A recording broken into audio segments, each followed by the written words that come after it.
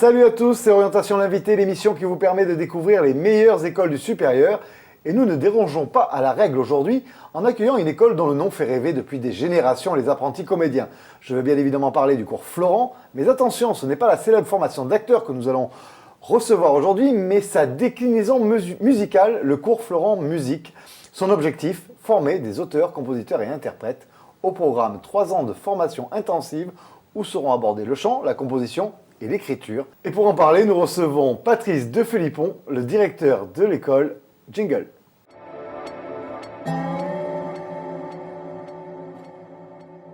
Patrice, bonjour. Bonjour. Merci d'avoir accepté notre invitation. Mais je vous en prie. Alors, on connaissait le cours Florent, mais alors le cours Florent Musique, c'est quoi ? Eh bien, c'est une formation de 3 années à destination des auteurs, compositeurs, interprètes. C'est un nouveau département à l'intérieur du cours Florent, qui possède déjà évidemment le théâtre, que vous connaissez bien, le cinéma, la comédie musicale. Et on est donc le pendant musical pour les auteurs, compositeurs, interprètes. Alors, c'est une école de création récente. Oui. Qu'est-ce qui a été à la genèse de cette création ? Parce que bon, on connaît l'histoire de Florent et de l'actorat, mais alors là, la légitimité musique, comment est née cette idée de décliner ? C'est toujours de voir aujourd'hui dans nos métiers l'entertainment et l'amusement, et que la musique avait une place prépondérante et qu'il fallait évidemment créer un département pour pouvoir l'enseigner au même titre que le théâtre et le cinéma et la comédie musicale, et que c'était une sorte de façon à la fois de se renouveler et puis aussi d'aller vers un peu le futur, et que ça manquait dans une école d'interprétation. C'est que la production musicale française est trop faible, il faut relever le niveau ? Bon, on peut dire ça, c'est le marché qui est faible, la création musicale est plutôt forte, le marché, on va dire, est peut-être plutôt faible, mais justement, en professionnalisant la branche, on ne peut qu'essayer d'améliorer le marché aussi de l'industrie. Alors, qu'est-ce qu'on va apprendre pendant 3 ans ? Pendant 3 ans, les métiers d'auteur, compositeur et d'interprète. C'est-à-dire évidemment tout ce qui est lié à l'écriture, le parolier, l'auteur, la composition à la fois vers le théâtre, le cinéma et donc la chanson, et l'interprétation. Alors à la fois interpréter ses propres chansons et être en capacité aussi d'interpréter les chansons des autres, les chansons du répertoire comme on dit.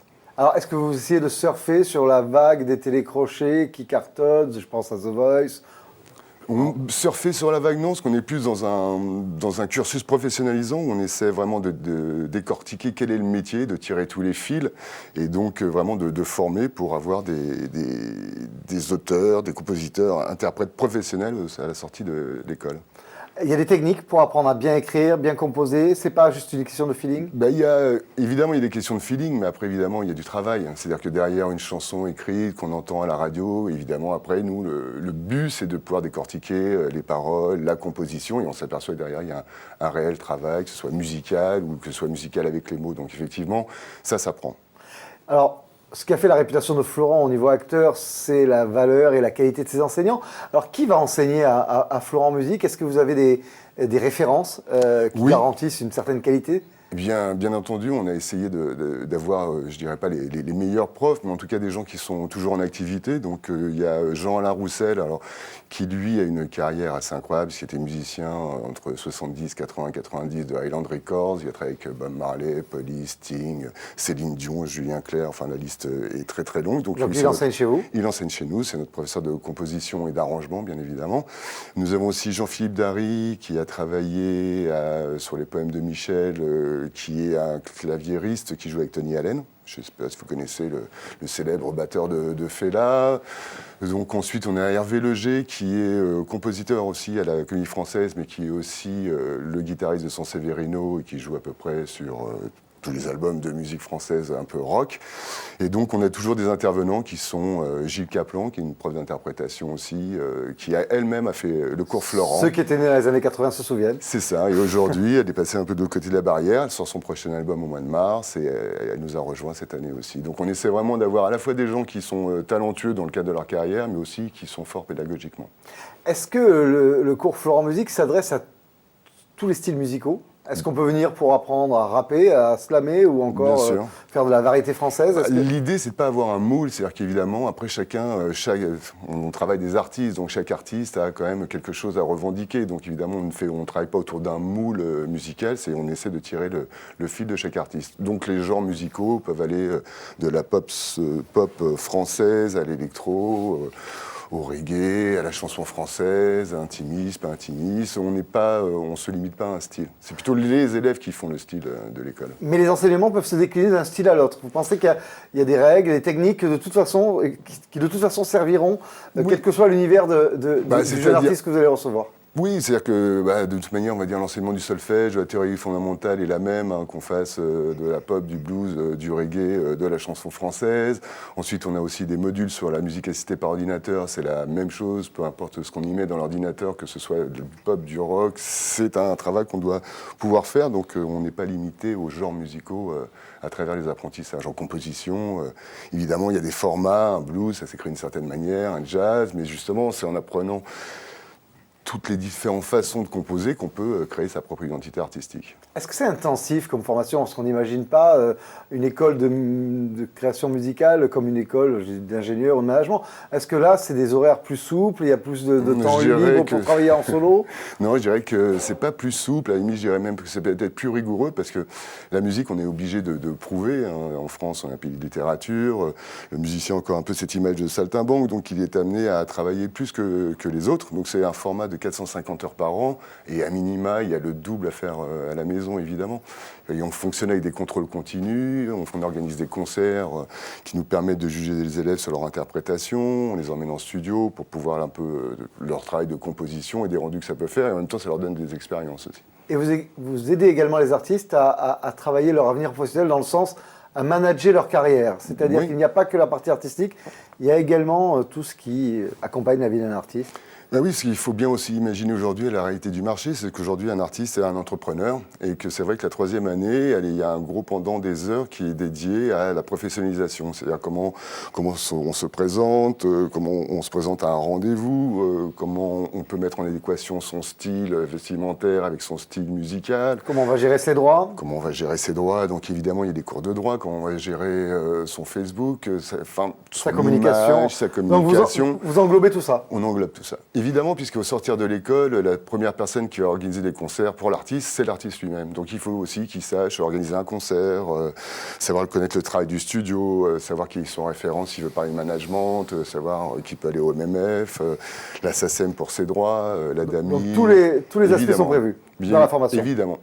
On va passer à la deuxième partie de cette émission, la foire aux questions. Jingle. Alors le principe de la foire aux questions est très simple. Je vous pose des questions très rapides et vous me donnez des réponses hyper courtes. Ça marche? Ça marche. Allez, c'est parti.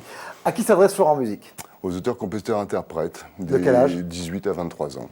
Est-ce qu'il faut avoir une expérience professionnelle quelconque? Comment vous les sélectionnez? C'est sur une journée d'audition, c'est une journée qui commence à 9h30, qui termine à 18h. Il y a différents tests, remplissage de questionnaires et une audition l'après-midi sur une chanson, soit d'une compose, soit une interprétation a cappella, piano-voix, guitare. Il y a des fauteuils qui tournent ou non, même pas? Comment? Pas de fauteuils qui tournent? Non. Ça marche. Pas de fauteuils qui tournent. Est-ce qu'on peut être soit que auteur, soit que compositeur, soit que chanteur, où il faut avoir les trois palettes pour s'inscrire chez vous? On peut avoir une seule palette. L'idée, c'est que la formation va aider à découvrir les deux autres métiers qu'on ne connaît pas ou on ne connaissait peu. C'est-à-dire qu'on peut venir très bien pour interpréter et découvrir le métier de la composition et le métier de l'écriture. Et dans tous les sens, ça fonctionne. Donnez-nous un conseil pour réussir les auditions. Il faut travailler, être sûr de soi, choisir la bonne chanson d'interprétation et puis se laisser aller. Ce n'est que de la musique. Des artistes, des guests, viennent-ils faire des apparitions lors de vos cours? Oui, on essaie toujours justement de leur faire rencontrer la réalité du marché. Donc ils ont rencontré Sinclair avec son manager, justement pour expliquer un peu la relation entre l'artiste et le manager. Didier Varro est venu pour présenter un peu ce qu'était encore la radio comme média très important dans le développement de carrière. Il y a Fabrice Benoît qui est directeur de Barclay qui vient de leur parler effectivement de qu'est-ce que c'est un label. Donc vous organisez des masterclass, des choses un peu, oui. Un peu show-off, mais qui servent les étudiants? Le métier, c'est-à-dire qu'arrivé à un moment dans le métier, on est toujours confronté à un chef de label, à un patron de radio, quelqu'un de télé, donc il faut exactement savoir les identifier et puis avoir le bon discours suivant les métiers. Et pour finir, comment allez-vous exposer les artistes à l'issue des 3 ans pour qu'ils aient un peu une vitrine? Alors, tout au long de l'année, donc c'est rencontres avec les gens pros et puis on organise régulièrement des concerts. C'est qu'on doit organiser une quinzaine de concerts par an qui permet aux élèves, eux, de travailler sur leurs concerts, de se présenter. C'est ouvert au public? C'est ouvert au public. Alors ça se passe à la Java, une salle parisienne qui existe depuis 1923, qui est bien connu, et au Réservoir et à Fleur et Goutte d'Or. Donc on a une quinzaine de concerts, toutes les infos sont sur le site. Et j'imagine qu'on va voir les dates du concert sur le site. C'est ça. Eh bien, très bien, on va passer à la troisième partie de cette émission, la question qui tue jingle. Alors le principe de la question qui tue est très simple, on demande à nos internautes de poser la question qu'ils désirent au directeur que nous recevons et on prend la plus provoque, comme ça au moins c'est pas moi qui la pose. Cabrel, Obispo, Goldman se sont formés sur le tas. À quoi ça sert de faire une école alors qu'auteur, compositeur, interprète, c'est une question de talent et non de formation? Il y a deux pendances. Effectivement, c'est une question de talent et que derrière le talent, pour vraiment travailler toute une carrière, il faut mettre en place du travail.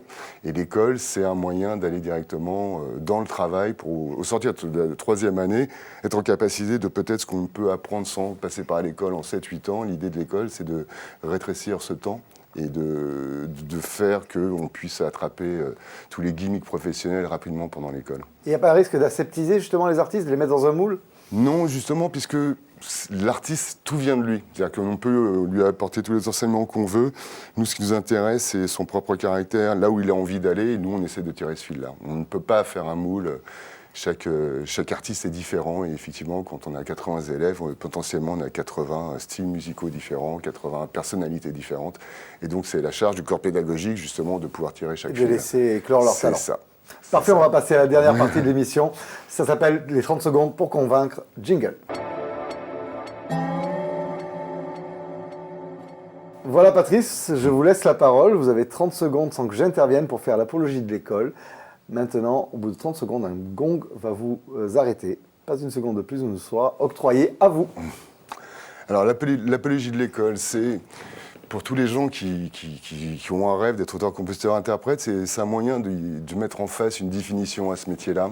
C'est un moyen d'apprendre, de pouvoir aller jusqu'au bout de ce qu'on a envie d'entreprendre dans le métier d'artiste, sachant que c'est un métier difficile et que évidemment l'école est non pas un raccourci, mais est là pour mettre en place des valeurs dans le cadre du travail, sur l'apprentissage de la composition, de l'interprétation et de l'écriture, et que c'est aussi un bel endroit de liberté que de faire de la musique, et que de le faire professionnellement, c'est quelque chose qui est utile toute la vie, et qu'on voit bien aujourd'hui, la musique elle est vraiment partout, au cinéma, comédie musicale et au théâtre, et faire partie de cette aventure-là, c'est quelque chose de valeureux.